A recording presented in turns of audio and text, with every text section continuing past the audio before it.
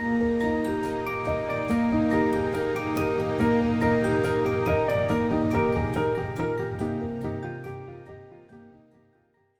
my lovely learners. Welcome to Blooming Great Education. My name is Meredith. Today's lesson is suitable for Year 5 students who are preparing for the Gifted and Talented test.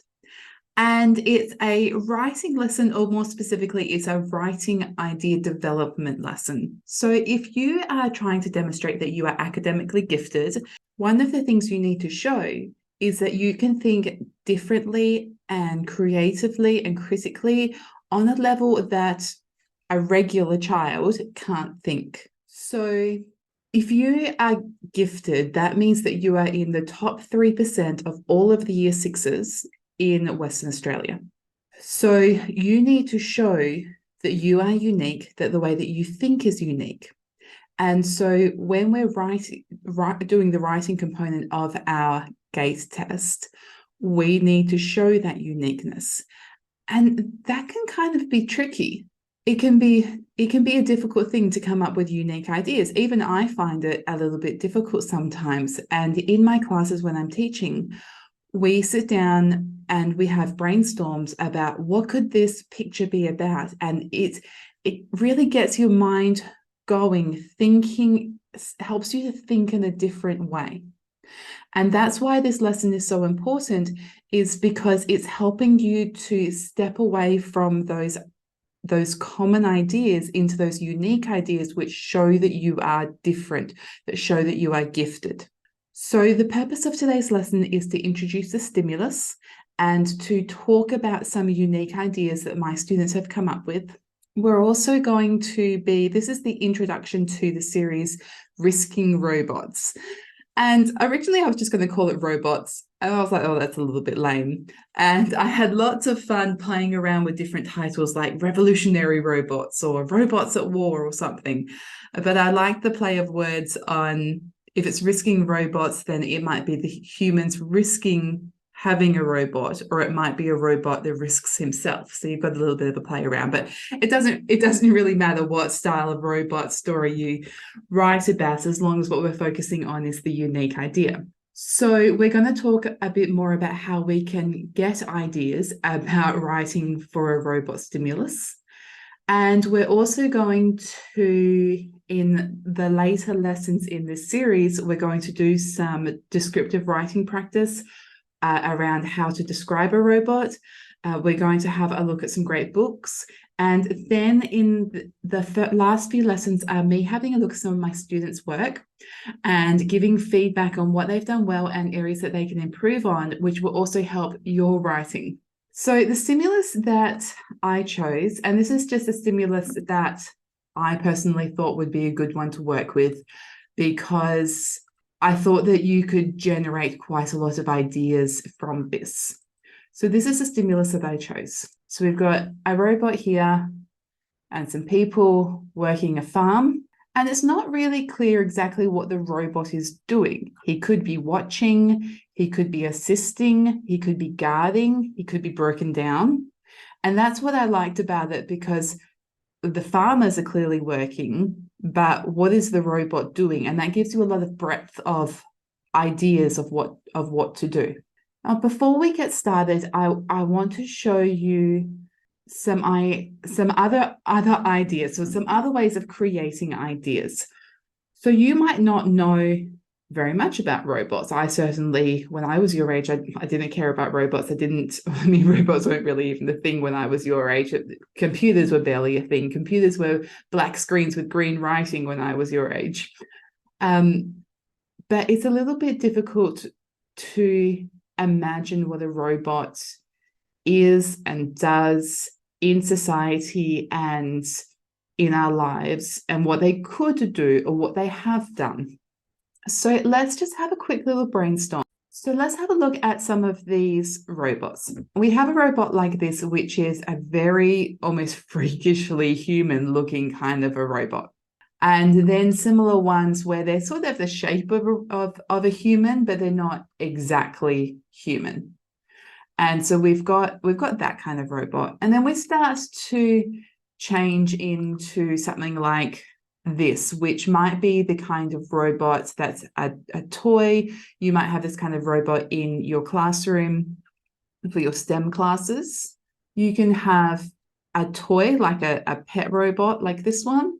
We also get sci-fi evil robots. This is the Terminator.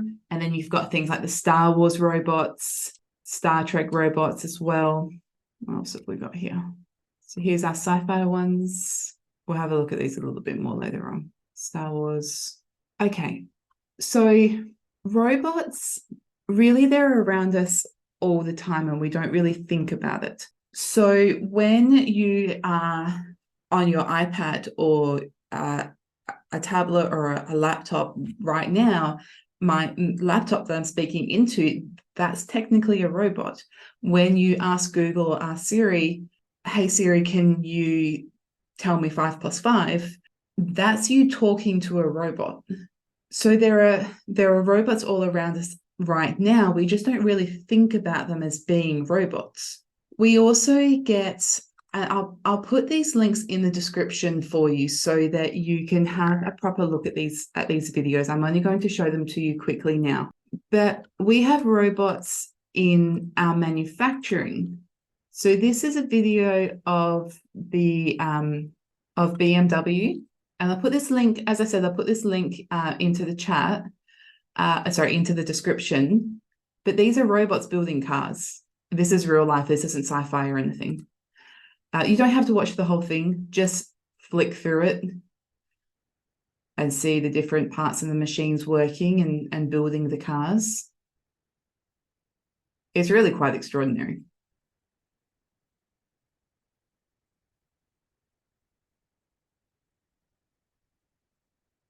The other thing that I will link below in the description is some other videos which are short videos, short stories that are just for fun, just interesting, but it might give you some good ideas. You can, this one, I mean, it's 8 minutes long.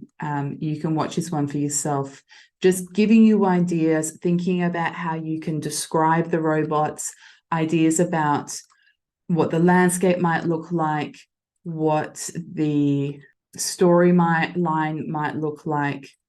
And when I did a YouTube search for these ideas for like robot short stories or short movies, there were lots and lots of options. And so you can certainly go and have a look at, do what I did, do a YouTube search of like robot short stories for children, and that will bring up lots of other ideas. I just chose the ones that I thought were appropriate for you for this age group, and ones that weren't too long, and ones that I thought were actually beneficial to you. This tea time one, this is fun. I've shown this one to my students quite a few times. It's this one's a good little story. So as I said, all of that's in the description, and you can check those out later on. So last thing before we actually get into the unique ideas, and still thinking about how we can build our knowledge of robots before we actually start to write. Now, obviously, you won't get this chance in the GAT test. So what I'm trying to do here is give you as much knowledge as possible before you go in so that you can pull different ideas together to write about something. So last year's stimulus was a house flooding, sand flooding into a house. Well, maybe a robot comes and cleans the house out. So it just gives you ideas. So the last thing I want to share with you are these books. So this is Iron Man. It's not the Marvel Iron Man. It's just a story about a man made out of iron. This is a really good story. You can purchase it. It may be at your school library. It's most likely at your public library. You can get it on, like what I have, you can buy it on Kindle, you can buy the hard copy, or you can rent it. But the language and the storyline in this is really, really good. And this first page here I've actually used as one of my descriptive writing activities in one of my other lessons. So I recommend that you check this one out. The other one is the Iron Woman. So same author, same kinds of ideas, but she's a very different kind of robot. And also a really, really good story, great ideas, great vocabulary.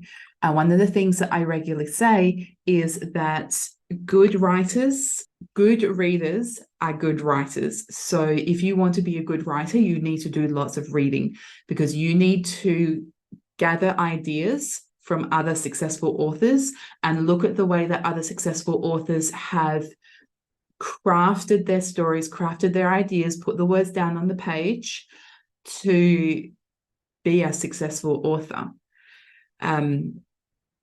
The more you read, the better a writer you will be. So that is my number one top tip. Find rich, broad sources of reading material, which you can enjoy for your own personal pleasure in reading, but also in helping you to expand your writing skill. And I'll put some links down in the description as well for a couple of really good book lists for that. Okay, let's get into our unique idea development. I will also link this stimulus and all of these ideas in the description box below. So if you want to come back and review these ideas when you're writing your own story, you can do that. I tried to sort of separate them up into different categories. I'm hoping that because there's a few different kinds of ideas in there. So I sort of grouped them together to sort of make it a little bit easier to understand. But I'm just going to go through the ideas and explain a bit more about them. And hopefully that will help to broaden your own unique idea developments for your own story. So these are just some general ideas that didn't really fit into the other categories. So the other categories were humans suffering the consequences of their own actions, evil robots or robot wars, and then lastly, metaphorical or emotional ideas. So these are the ideas that sort of didn't fit in with those other three groups. So the first one is a man digging. The man is digging the robot free. So in this picture, they sort of look like his feet, but you could imagine that the legs are deep underneath the ground and he's building him free. So he's gotten stuck somehow. He's sunk into the mud. He's been there for a long time. The plants have overgrown him. And you could even add a ticking clock element that they have to do it. They have to get him free before the sun rises or before the sun sets or before he rusts or something, and create a sense of urgency. Maybe they have cut down all the trees, so they have leveled the land, so they've cut down all the forest, all the bush, and what you've got, so that they can farm this land, and they discover this robot underneath. And is he a good robot? Is he a bad robot? What does he do? So remember, it's not just about coming up with the idea, it's the problem and the resolution. There's no point having a robot and then him not doing anything. What's the problem of the story going to be? And this is a little bit like what happens in the Iron Man, where the robot ends up getting covered up and then he's revealed. Maybe it's a search and rescue robot for farmers or people lost on a farm or in the wheat fields. So maybe it's a little bit like if you were lost in the bush or out in the ocean, they might send out drones to help look for you. This next idea is sort of a little bit inspired by the movie Avatar. So in Avatar, when they're on the alien planets, they go, so they're humans that are in this sort of tank, and they project their minds into these other creatures in order to communicate with the aliens on the planet. It's been a long time since I've watched Avatar, but basically that's the storyline. So it's a human who is in the mind of somebody else. So is this human in the mind of a robot? So maybe he has died, and before he died, he transferred his memory into a robot, or he has been in a terrible accident and become a quadriplegic, or his body's become damaged in some way, so he's transferred his mind into a robot so he can still go out and live. So more like an avatar kind of a thing. This one's a bit of a sweet idea. So maybe the robot is waiting for his human friend to finish work so they can go off on an adventure in the mountains that are behind them. But remember, that's not a storyline. Something is going to need to happen that's going to prevent them from going off on their adventure, or when they're on their adventure, that something bad happens then too. Maybe they're planting robots. That's what the farmers are doing. And you can grow your own robot tree. Maybe they're gathering the materials or the minerals under the ground, like the clay or the iron ore to make robots. Maybe a robot creates a farmer to help him, and the other farmers get jealous and steal or damage the robot. This is a little bit of a different idea. So what if this picture was a picture on the wall?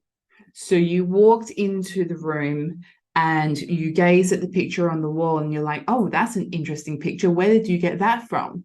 Oh, that's my uncle working the farms, and he always dreamed of having a robot, but they weren't invented yet, or something. So rather than it actually being in the world of the robot, it's just a picture or a poster or something on the wall that you just reference. So all you need to do is reference the picture. You need to bring in the stimulus somehow. It doesn't have to be entirely about specifically that picture, if that makes sense. Maybe this is an enforced retirement job. This is what the elderly have to do to get their retirement money. So sometimes when foreigners come to Australia or Western Australia, as part of their visa requirements to visit the country, they have to go and do fruit picking. So they have to travel out to the farms and do like 3 months of fruit picking in order as a condition of their visas in order to stay in the country.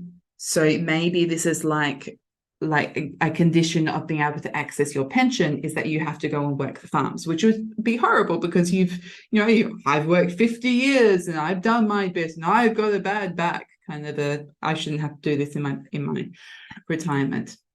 And the last idea is, what if this is what heaven really looks like? Maybe it's not what you think it is. Okay, so this next group of ideas is about humans suffering the consequences of their own actions. So is it that they have treated the environment so poorly that they are now the world is in trouble because of environmental issues that the robots are assisting with? Or have they created robots that have then caused problems? Which you'll see some of these ideas in a second. So deforestation, deforestation is when you cut down all the trees. So they're replanting all the trees and the robots are carrying them in, or the robots are carrying them in and planting them, or the humans are cutting them down and the robots are taking them away. But remember, that's not a problem. So what is the cost of the deforestation to society? So less oxygen because the trees photosynthesize oxygen. There's no homes for the animals. The bees can't pollinate the blossoms. So now there's no bees, there's no food, and sort of how that kind of thing devolves. So what is the consequences of mass deforestation? What if someone sees a vision of the future and warns society that we need to stop technology? We will be overthrown as slaves, or there will be no food left. So this is more like a dream sequence where we need to, it's like a warning story about what might happen in the future. Now, this can be written very cleverly. So you could do it so that you don't reveal until the very end that actually this was all a dream. But if you write a story where you end it and it was all a dream, you will get marked down for that because it's a lazy ending, or it's an ending that shows that you lacked control over the ending. So you ran out of time, or you didn't really have a real conclusion. And so you went and it was all a dream, or to be continued, or like some kind of cliffhanger ending, and it's not an ending. Therefore, you'll get marked down for it. So if you want to do that kind of a dream sequence kind of a thing, make sure that you end you have a proper ending on it. Or maybe it's like they had a dream, they saw how bad it was, and then they wake up and they go out and warn people or something like that, but more of a dream sequence warning kind of a tale. This is the Industrial Revolution. So the Industrial Revolution was late 19th century when they started to build factories. And because factories were a very efficient way of being able to produce things, and farming was not very efficient, people started flocking to the cities to get factory jobs because it was easy money. So the Industrial Revolution, when industry came in, factories came in, really transformed our world. So what if there is... So this is the Industrial Revolution. They're introducing robots in the same way that they would have introduced factories into these old-fashioned farming practice. So here's our man with his rake or his shovel or his hoe digging away, and some person comes along and says, I've got this robot who will make it so much more efficient for you. And something goes wrong, and it's proved that, well, these robots are bad. You must get rid of these robots. And so there's no robots, there's no factories, and technology stops. The Industrial Revolution has turned into the online revolution. So we've gone from factories into computers, into the internet. So if you pause at the Industrial Revolution, there's no internet, there's no computers, none of that stuff. So how would that affect society? So that's quite a big idea. So what would happen if we chose not to progress with our modern technology? That 150 years ago, we went, nah, stop, no more modern technology. The rich people built the robots to help the poor people, but the robots don't work properly. So the rich people don't care as long as they get their food. And this is sort of a bit of a Hunger Games idea, where you've got wealthy people and you've got the poor people, and the poor people have to service the wealthy people. And the wealthy people are so busy enjoying their wealth that they don't care. Like, oh, we sent them some robots, they're fine, they'll sort it all out, where's my food? So maybe there's, like what happens in the Hunger Games, there's some kind of revolution and they get the robots to help them revolt, or the robots all start to break down, and now the humans don't know how to farm or can't farm, and so this is creating problems for the wealthy people. So a robot malfunctions and destroys the farm. They can't afford to fix the farm, so they have to fix it by hand. The robots have been doing all the fruit picking, and now they've all broken down. The humans don't know how to farm and they're starving. So this is about lost skills. And this was something that sort of came up with COVID, that suddenly the factories were closed, the shops were closed, you couldn't access these convenience foods that you would normally be able to get. And so there was a huge resurgence in going back to planting your own vegetables and making your own bread from sourdough, because if you make your own sourdough bread, you don't need yeast because you create your own yeast. And coming back to a lot of these old-fashioned values. So what would happen if the robots are doing everything for you, you've lost the skill set of being able to farm because the robots do it for you, and then all the robots break down? Well, how are you going to create your food because you don't know how to farm? Global warming has gotten so bad that only the robots can be out in the sun every day. Humans come out and monitor them at dusk and dawn. So it's so hot outside that humans can't be out there and survive the sun. So the robots have to go out and do it. So maybe it's a plant analysis robot and he makes a miscalculation and destroys the plants or the farm. Or he malfunctions and gives the wrong data. It causes the plants to die. So the same kind of an idea, that the robot, we're relying on the robot does the wrong thing, he makes a miscalculation, he gives the wrong data, something goes wrong and there's a huge consequence to that. So maybe it means all the plants die, or something like that. And a similar kind of idea is the next one. What if the robots accidentally create something bad? So a little bit like when we introduced these hideous cane toads. So the cane toads were introduced to eat some beetles which were destroying crops in Queensland. And then they have traveled across Australia and created huge problems because they're poisonous, so they kill native animals if they eat them. Very difficult to destroy. They basically decimate anything that's in front of them. So introducing these cane toads has caused huge problems in northeast Australia, and they have to try and do something to stop it before it travels into the rest of the rest of Australia. So what if the robots introduce something really bad like that? Or conversely, what if they accidentally create something amazing that cures cancer or cures being a paraplegic, or creates endless energy, or they create something amazing? All right, so this next section is about evil robots or robot wars. And I actually had this one class where basically we ended up getting on that track and then we couldn't get off, and everything was robot wars. Okay, so maybe humans get stranded on a robot island and they become slaves to a robot. So then they have to try to escape, or they have to accept their fate. Maybe this robot is acting kindly on the farm, but really he's plotting something. So he's planning on destroying the farm for the benefit of all the other robots. Maybe the robot wants the minerals, like the clay and the iron ore and the gold and things like that under the earth, to build more robots. Or the robots need those minerals so that they can eat. That's their food.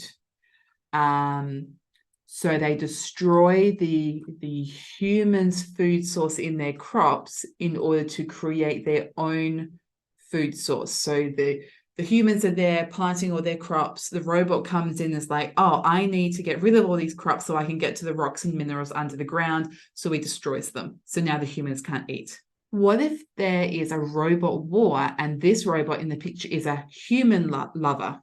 And he's outcast by the other robots, and they're go away, human lover, go and be with the humans. We don't want you as part of our robot tribe anymore. Or sticking with that same idea, maybe he's a spy. So he's a spy as part of who's like infiltrated as a double agent into that side of the war. And maybe he's a double agent in a human body, but it's like a fake human body. So really he's a robot, but he's such a sophisticated robot, he just looks human. And so he's a robot who's gone and infiltrated with all the other humans to be a double agent. But what you're looking at in this picture is what he really looks like. So the robot in the picture is what he would look like in reality, if that sort of makes sense. So sticking with the double agent idea, so he's a robot sent to destroy the humans. Maybe he changes sides. Maybe as part of the robots being a double agent, he changes the tide of the war. So the robots were going to win, and right at the last minute he changes sides and means that the humans win.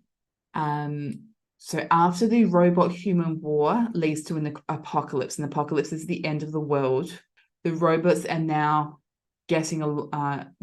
humans are now getting along to rebuild Earth. So there's been this huge war, they've destroyed each other, and now the last remaining survivors have to work out how to live together to move on. It's a little bit like after World War II, when we had the problems with to put it simply, say the English and the Germans were at war with each other. Well, now they're allies because they need to be allies in order to move forward with their society, with their economy and things like that. So that stuff, sort of all that ugliness had to be put to the side in order to move on with society.